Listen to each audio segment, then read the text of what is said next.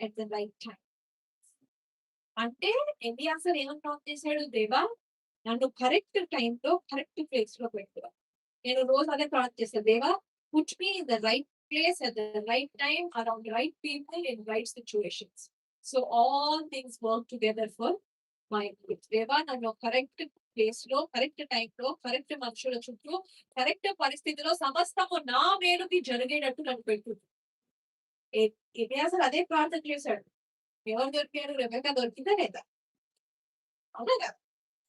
అంటే మనము దేవుడిని ఎప్పుడైతే కన్సల్ట్ చేయొచ్చు. మనం కూడా ప్రే చేయొచ్చు. పరిశుద్ధాత్ముడా put me in the right place at the right time. I'm praying for power. పరిశుద్ధాత్ముడా I'm praying for power. Holy spirit I'm praying for power. It's okay.